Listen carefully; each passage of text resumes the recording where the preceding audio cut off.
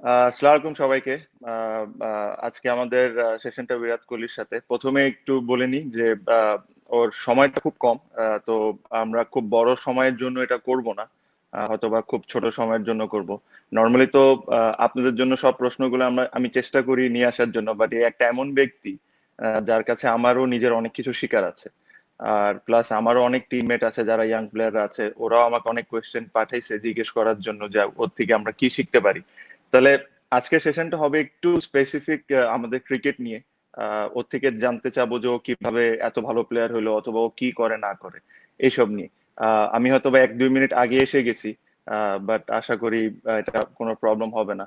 তো আমি আর সময় নষ্ট না করে আহ, আমি ওকে ইনভাইট করি, আর ওর সাথে আমরা কথা বলা শুরু করি। মিনাস, প্লিজ যদি বিরাট ব্যাটে যদি একটু স্ক্রিন আনোস। হাই বিরাট ভাই, how are you? Hi, Tamim. I'm good. How are you? I'm good. How's family, Virat bhai? How's bhabhi? All good. Family is good. I hope your family is all safe and healthy also. I know it's all Yeah, yeah, difficult there, but yeah, God's been kind. We are all okay. We're all safe. Yes. yeah. So Virat bhai, firstly, how's the Indian situation now? India में कैसा हालात है अभी?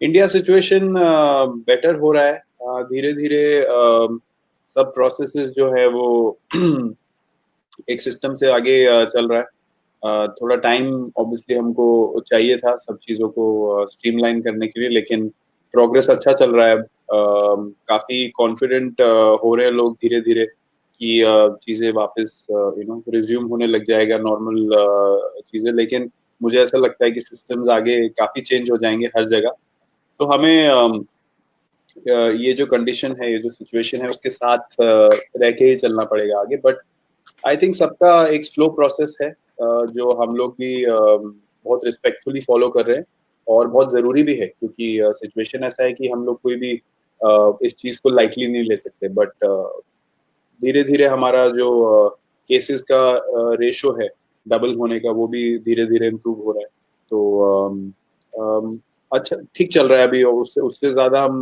कुछ बोल नहीं सकते हैं इस टाइम पे क्योंकि एवरी डे आपको देखना पड़ेगा कि सिचुएशन कैसा अनफोल्ड हो रहा है but so far it's fine yes Yeah, similar situation is in Bangladesh, Virat bhai, because you know that both the countries have daily earners. So the poor people are like they work daily and they earn daily. So even our government is doing their best, but they have to open some sectors to take care of the poor people. Otherwise, there will be less affected through corona, more through hunger. I agree. I agree. Even in India, I think for everyone, the biggest challenge is that right now to take care of our migrant laborers, to take care of people who are not getting food and basic necessity on a daily basis. So now that permissions are coming back slowly, धीरे धीरे जो permission आ रहा है जैसे उनको travel provide करने का जो इनके पास नहीं opportunity था, तो बहुत लोग आगे आ रहे हैं help करने के लिए उसके साथ खाना भी भेजा जा रहा है और हम लोग भी इसी प्रोसेस में है कि किसी तरीके से उनको हेल्प करी जा सके और बस वही सबका फोकस वही है क्योंकि आप अपनी सोसाइटी में एक भी अगर सेक्शन को देखते हैं सफर करते हुए तो कुछ ना कुछ करके सबका अटेंशन उधर चला जाता है हेल्प करने के लिए और आई थिंक हमारी कंट्रीज का हमारी कम्युनिटीज का यही एक बहुत स्ट्रॉन्ग फैक्टर है जो जहां भी लिखता है कि एक दूसरे की मदद करने सब लोग एक साथ आके उसको मदद करने के लिए जाते हैं तो आई अग्री दोनों कंट्रीज में ये फैक्टर बड़ा है और उनकी वजह से ही हमारी स्ट्रेंथ बनी रहती है कंट्री की तो उनका हेल्प करना बहुत जरूरी है I agree Yes, Virat bhai, you're absolutely right. So Virat bhai, so I told you this, I've been doing this show just to entertain people for a half an yeah hour, 20 minutes, whatever, just to yeah keep them happy because nothing more can do at the moment. You know, we are not playing, they can't see us on yeah TV. So yeah this is the reason I've been doing this, and you have been very kind enough to agreeing to my proposal, and thank you very much. No problem that's the least I can do इतना हम लोग खेलते हैं आपस में कभी ऐसा मौका मिलता नहीं है बैठ के बात करने का इतना लेंथ में और अभी ऐसे टाइम पे कर रहे हैं जहाँ पे और लोग भी सुन सकते हैं तो अच्छा है it's always nice to talk and share Thank you, Virat bhai. So, Virat bhai, I've got a lot of questions, yes especially from all my teammates and from me as well. So, they all want to know something about you, all cricketing related. हाँ. So I'll start with I saw you first in 2009 in Sri Lanka when you played your first game, and then in next 2-3 years you looked at totally a different batsman. What did you do in those 2-3 years that changed you completely as a batsman? I think when you come to international cricket, जब आप खेलने आते हो और सबके अंदर doubt होता है कि कैसे करियर बनाएंगे, कैसे आगे जाएंगे. मेरे साथ क्या हुआ कि मैं एक सीरीज खेलने के बाद मैं टीम से बाहर हो गया था कुछ टाइम के लिए. उसके बाद 2009 ट्रॉफी में मुझे कम बैक एक अपॉर्चुनिटी मिला. तो उसमें 2-3 मैचेस थे जिसमें मैंने अच्छा किया. एक मैच में मुझे मैन ऑफ द मैच मिला. वहां से थोड़ा कॉन्फिडेंस बिल्ड होना शुरू हुआ.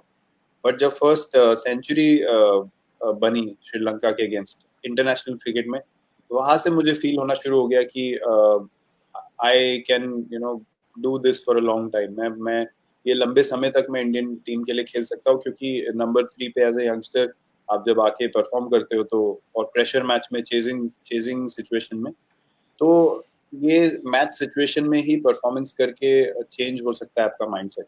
लेकिन वो परफॉर्मेंस करने के लिए भी आपका एक प्रिपरेशन जरूरी होता है, आपका एक माइंडसेट जरूरी होता है कि अगर एज ए यंगस्टर भी मैं जा रहा हूँ मैच में, जो आजकल भी जो हमारी टीम में भी यंगस्टर हैं उनसे मैं यही बात करता हूँ रेगुलरली कि ये मैटर नहीं करता है कि सामने वाले प्लेयर ने 150 मैच खेला या 200 मैच खेला. अगर आपका माइंडसेट उस दिन पे अच्छा है तो आप उससे अच्छा परफॉर्म कर सकते हो. आप मैच जिता सकते हो, चाहे आपका वो दूसरा मैच है या थर्ड मैच है, उससे फर्क नहीं पड़ता है. तो ये मैं हमेशा से सोचता. अगर मोर एक्सपीरियंस प्लेयर आउट हो गए तो मैं ऐसा नहीं फील करता था कि अब मुझसे कैसे होगा. मैं उसको अपॉर्चुनिटी देखता था कि अगर वो नहीं कर पाया और मुझे कॉन्फिडेंस है तो मैं कर सकता हूँ. तो आई थिंक अपनी एबिलिटी में एक कॉन्फिडेंस रखना बहुत जरूरी होता है. और आप किसी भी सिचुएशन को डिफरेंट वे में देख सकते हैं. अगर दूसरे लोग उसको नहीं देख पा रहे पॉजिटिवली और आप देख पा रहे, तो आपका परफॉर्मेंस डिफरेंट होगा, आप मैच जिता सकते हैं.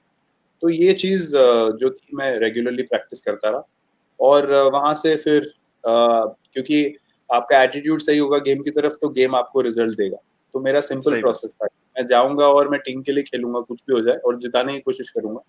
उसमें परफॉर्मेंस होता रहेगा अपने आप, अच्छी बात है, बट टीम को जिताना मेरा मेन एम रहता था हमेशा से. सही बात है, सही बात. Thank you, Virat bhai. That means a lot. The next question is from me. I want to know this. Okay. So when I saw you first, your stance was like you used to stand still and then play your shots. Now you're a bit different. Now you do the back and forward thing. Okay. But I am very still. So a lot of coaches have spoken to me about this. Some have advised me to try back and across thing, but I've never been that comfortable. I wanted to know, why did you change from standing still and then going back and across now? I mean, I changed because मुझे ऐसा लगा कि, and it's a very personal thing, I felt like I wanted to play all over the ground. और उसके लिए I felt कि जो static position में खड़ा होना stance में, मुझे ऐसा लग रहा था कहीं ना कहीं it was making my options limited. कि एक तरीके से ही मैं गेम को खेल पा रहा था. बट जब बैक एंड अक्रॉस, मेरा बेसिक अंडरस्टैंडिंग बैटिंग का हमेशा ये रहा है कि जब तक आपका हिप्स बेस्ट पोजीशन में है मूव करने के लिए, आप कोई भी पोजीशन में आके अपना फीट मूव करके शॉट एग्जीक्यूट कर सकते हो. तो मुझे ऐसा लगा कि स्टैटिक पोजीशन में मेरे स्टाइल ऑफ प्ले के लिए वो नहीं काम कर रहा था. बट बहुत लोगों के लिए काम करता है. सचिन तेंदुलकर बिल्कुल स्टैटिक होके खेलते थे, उनको कभी कोई प्रॉब्लम नहीं हुआ. उनका हैंड आई कोऑर्डिनेशन टेक्निक बहुत सुपीरियर था. तो मुझे अपनी गेम के हिसाब से थोड़े थोड़े चेंजेस लाने पड़े और थोड़ी थोड़ी चीजें ट्राई करनी पड़ी डिफरेंट टाइम पे.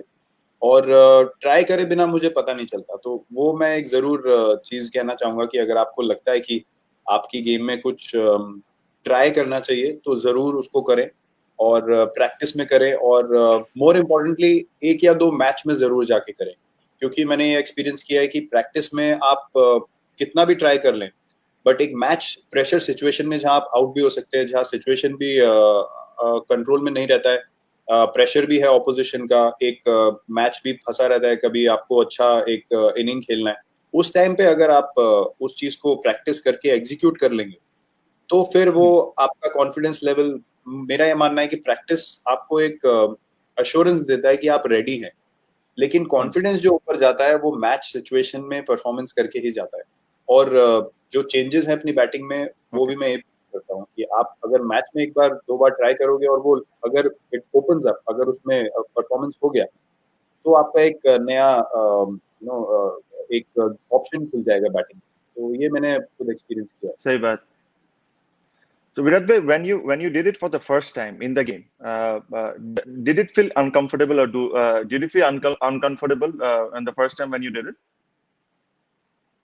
एक्चुअली मुझे जो जो बताने वाले लोग थे उन पे मेरे को ट्रस्ट रहता था कि अगर कोई सामने से देख के बोल रहा है कि आप ये करोगे तो ऑप्शंस खुल जाएंगे, तो मुझे रहता था कि यार एक बार करके देखते हैं, लेट्स सी व्हाट हैपेंस। तो उसमें लकीली ऐसा हुआ कि पहले एक दो बार में एकदम ऐसे शॉट्स लगने शुरू हो गए जो पहले मैं नहीं सोच सकता था कि एग्जीक्यूट होंगे। तो फिर आपका बिलीफ बढ़ जाता है कि नहीं, एक तरीके से नहीं खेलना है, आपको हमेशा अपना जो दिमाग खुला रखना है, चीजों को समझना है, चीजों को सीखना है। और एक एक तरीके से अगर आप बोलेंगे कि मैं बहुत देखता हूँ कई कई प्लेयर्स का माइंडसेट ऐसा होता है कि नहीं मैं तो ऐसे ही खेलता हूँ, लेकिन थोड़े टाइम में अगर ऑपोजिशन आपको फिगर आउट कर लेगी तो आपको गेम से आगे बढ़ते रहना पड़ेगा। तो वैसे ही आप कंसिस्टेंटली परफॉर्म कर सकते हैं। तो मेरा ये मानना है कि आपको ओपन रहना चाहिए, आपको किसी भी बैट्समैन को ओपन रहना चाहिए चेंज के लिए, पॉजिटिव चेंज के लिए। आप करके जरूर देखो, अगर नहीं काम करता है तो आप वापस बोल सकते हो कि नहीं, आई थिंक मैं अपनी तरीके से I want to carry forward. But अगर if it works then you understand कि जो भी टीम एनवायरनमेंट में है, जो कोचेस है, जो भी है, वो सब आपके भले के लिए बोल रहा है, आपके फायदे के लिए बोल रहा है ताकि टीम को फायदा हो सके। तो आई थिंक वो एक की बात हो जाती है कि सामने किसी ने बोला यार चलो करके देखते हैं एक बार। सही बात है। Okay. So Virat bhai, the next question is how big you are on preparation. Like, do you like to hit a lot of balls? I've spoken to few of your teammates.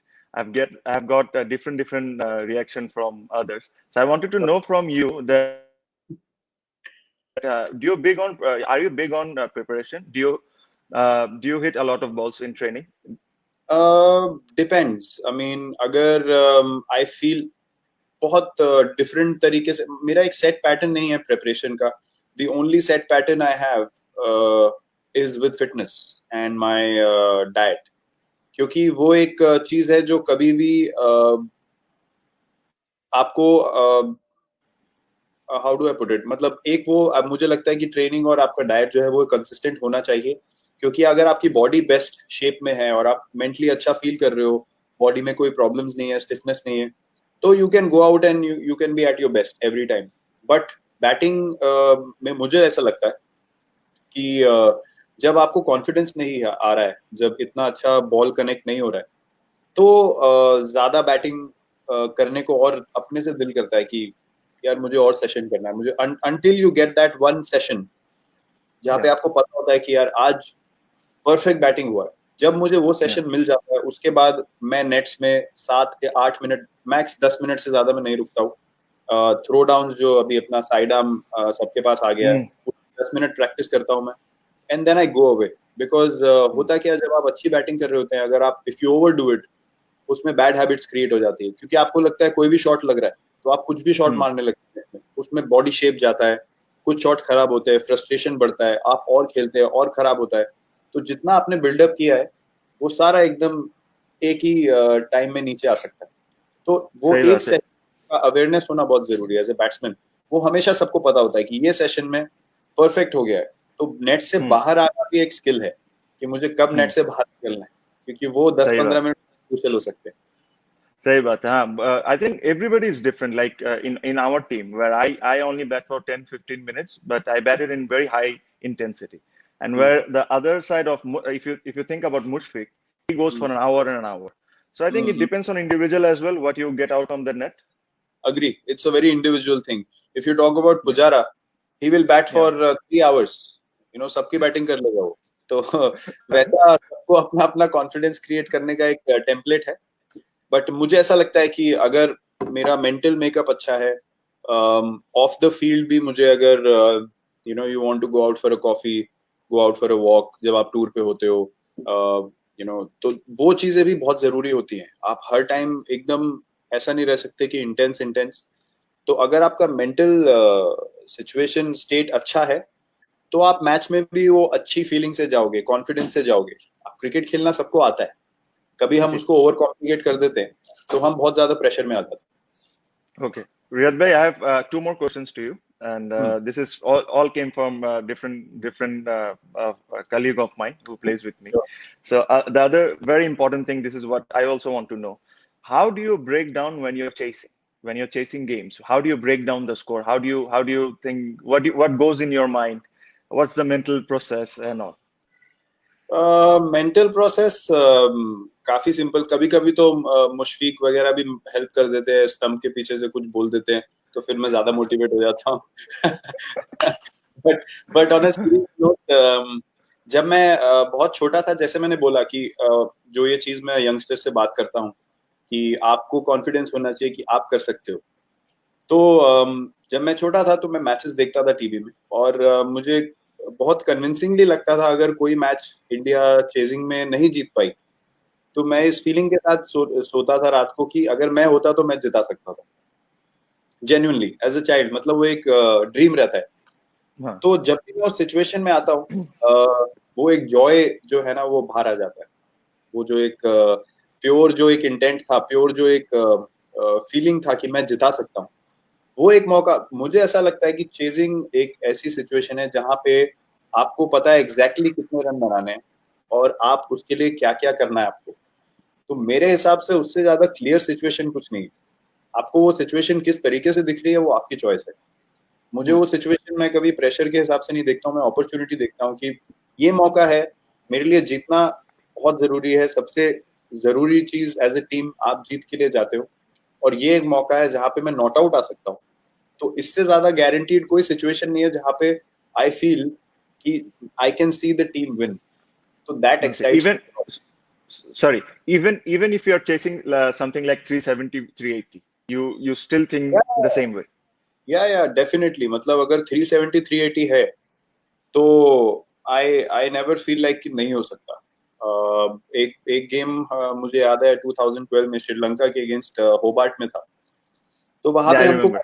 वहां पे हमको qualify करने के लिए 40 overs के अंदर chase करना था. It was around 330 something. तो हाफ टाइम में I think I spoke to Raina and I don't know who else. मैंने किसी से डिस्कस किया कि ये गेम को हम दो 20 ओवर के मैच की तरह अप्रोच करेंगे.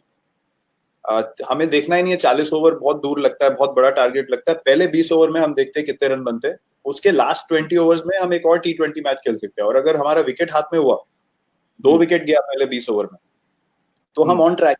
क्योंकि 8 विकेट के साथ आप 20 ओवर में और भी 12 रन एन ओवर भी बना सकते हो. सही. तो वो एक देखने का तरीका होता है कि आप जिस तरीके से उस सिचुएशन को देख के जाओगे वैसा आपका गेम निकल के आएगा, वैसा आपका बैटिंग होगा. और आई थिंक वो एक फर्स्ट जो आपका आउटलुक है उस सिचुएशन को, वो डिटरमिन करता है कि आप कैसा खेलने वाले हो. तो आई थिंक वेरिएबली वो नेचुरली मेरे लिए नेचुरली आता है ज्यादा. कभी कभी प्रिपेयर करने की जरूरत भी होती है, बट मोर ऑफन वो नेचुरली एक चीज निकल के आती Okay. This is an extra question, which is how fast is Raghu? Because I saw him, he looks rapid. है.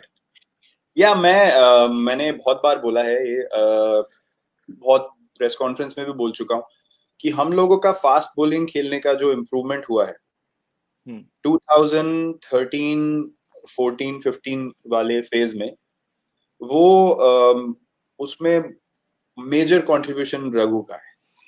क्योंकि उसका जो उसको बहुत पैशन है कि मैं इंडिया के लिए अपनी सर्विसेज दूं. उसको बहुत अच्छी समझ है गेम की. किसी का बैट खराब आ रहा है, पैर वाला, तो उसको बहुत समझ आता है कि क्या चल रहा है. और उसने अपना स्किल इतना अच्छा कर लिया वो साइड आर्म से, वो इजीली ही बोल्स ओवर 155 इजी. मतलब जिस दिन वो रैपिड डालता है तो 155 प्लस डालता है वो, वरना 145 तो कंसिस्टेंटली है. तो उससे मुझे पर्सनली बहुत बहुत हेल्प हुई. क्योंकि अगर आप रघु को खेल रहे हो नेट में, उसके बाद आप जब मैच में जाते हो तो ऐसा लगता है आपके पास टाइम है. क्योंकि आप रेगुलरली उसके अगेंस्ट खेल रहे हो। तो ये छोटी छोटी चीजें आपने बहुत अच्छा क्वेश्चन पूछा है, क्योंकि लोगों को पता नहीं होता है। लोगों को लगता है इतना टाइम से खेल रहे हैं लोग, कितना समझ के खेल रहे हैं, लेकिन वो प्रैक्टिस में कौन आपको वैसा प्रैक्टिस दे रहा है, उससे डिटरमाइन होता है कि आप मैच में कैसा खेल रहे हो। तो उसका कंट्रीब्यूशन इज प्राइसलेस हम लोगों के लिए। Yeah, very true. So we also got two young guy who works for us who they're quite good. They were actually going to be a part of Sunrisers this year. So they were going to be part of Sunrisers, but unfortunately because of this they couldn't go. But I'm sure whenever IPL happens, they will go. So they're quite good. So yeah. Yeah. So my last question to you is I'm not sure how you're going to answer this, but do you ever doubt yourself? Do you ever doubt yourself that you're not good enough to like if you're playing a big game and then do you ever doubt yourself that no, I'm not good enough or something like this? This thing doesn't ever happen to you? To be honest, game में नहीं, game में मुझे कभी doubt नहीं होता है। I everyone, I mean everyone who's human have their doubts, have their weaknesses, have their negatives. तो practice में कभी जब आप टूर पे एकदम जाते हो, तो आप जब बैटिंग अगर अच्छा नहीं हो रहा है तो यू फील लाइक यार वो फ्लो नहीं आ रहा है, you know, doubts creep in होता है कि maybe you know you are not good enough, और वो अपने दिमाग में एक बात चलती रहती है। But I think the key is to keep going, the key is to keep trying to get into that zone जहाँ पे यू फील लाइक नहीं, you know, these were just distractions, ये कोई रियल नहीं चीज, these were just things that were wanting to hold me back. If I believe I am still good enough, I am good enough. तो game time में भी जब आप जाते हो तो गेम में अच्छी चीज क्या है कि आपको ये सब सोचने का टाइम नहीं मिलता है। आपको देखना है सिचुएशन को, रिएक्ट करना है, बैटिंग करना है, सिचुएशन देखना है, टीम को क्या चाहिए, मुझे क्या करना है उसमें टीम के लिए, उसमें आपका हमेशा एनर्जी जो है ऑक्यूपाइड रहता है। ये डिस्ट्रैक्शंस जो है, नेगेटिव जो वॉइसेस है, ये हमेशा ऑफ द फील्ड आती है जब आप कंपटीशन मोड में नहीं हो। तो मेरा पर्सनल एक्सपीरियंस है, मैं बोल सकता हूँ कि एक ही चीज अपने आप को बोलना है कि नहीं, I am good enough and I will go into the nets, work even harder till I get my flow.